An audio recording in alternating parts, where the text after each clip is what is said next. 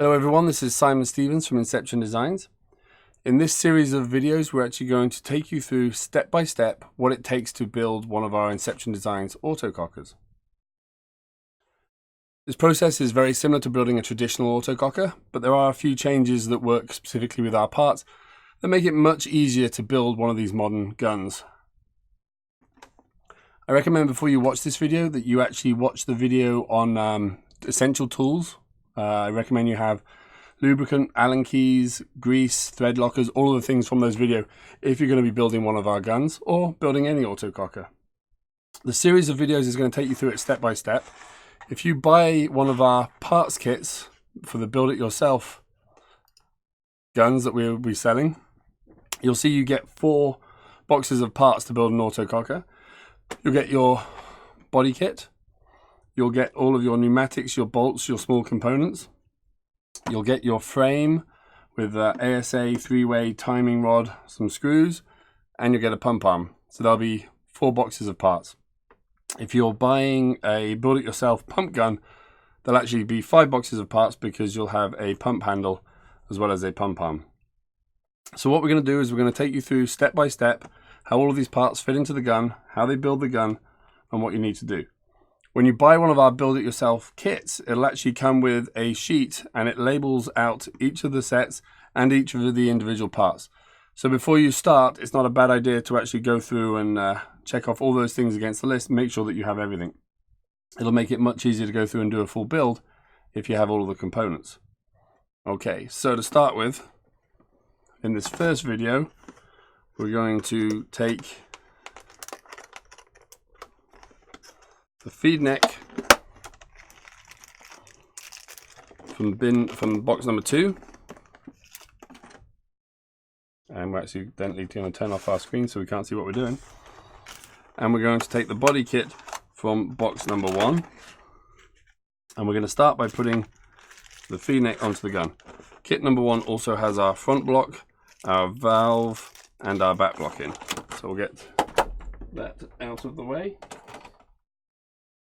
Okay, so in this video I'm actually going to be building up one of our beautiful new Predator guns as the gun that we're working on.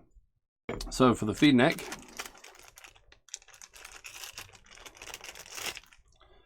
we're going to take the Feedneck, we're going to remove the clamping lever from the top.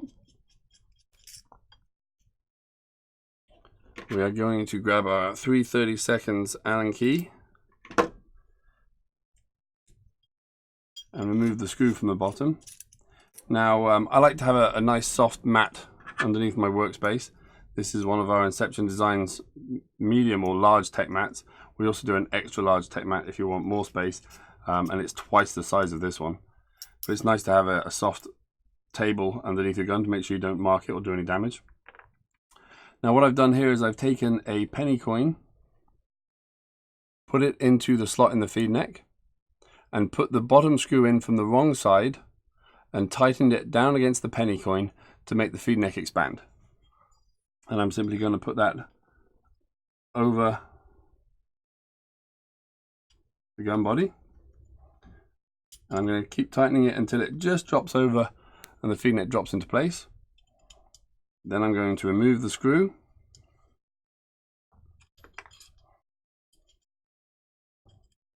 The penny falls out. Rotate the Feedneck so it is in line with the gun body, exactly where I want it.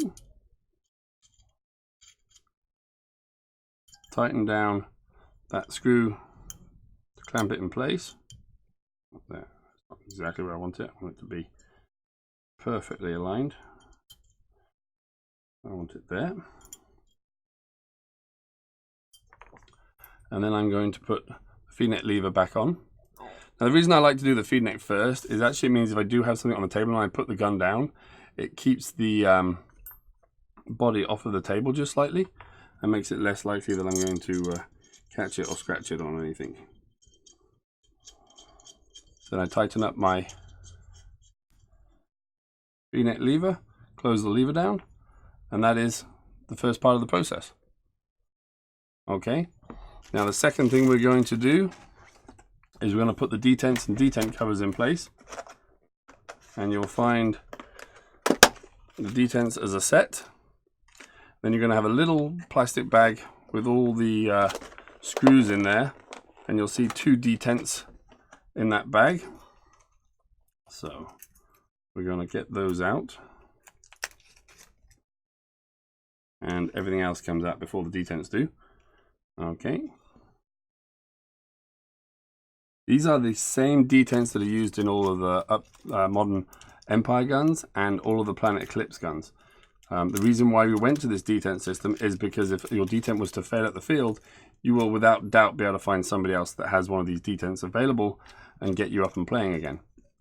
Dual detents for an autococker with a force feed hopper is a good idea.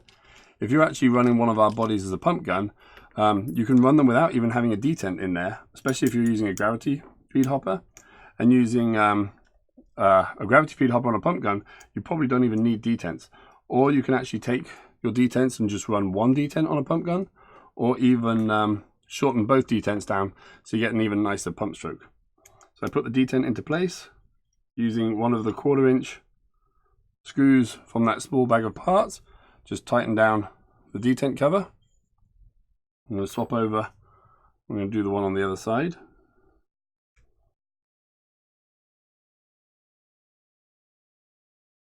Get the detent into the little recess. Detent cover fits into place. Now these are aluminum detent covers, machined to match the gun body. We do them in matte black to give a little bit of an accent to it. So we just tighten that down, and there you go. So now we have one of the body sets with feed neck on and the detents on, and that's the first step. Nice and easy. Okay, so we're going to break this down into multiple videos of second steps. So now I'm actually going to transition over and we're going to do the second step.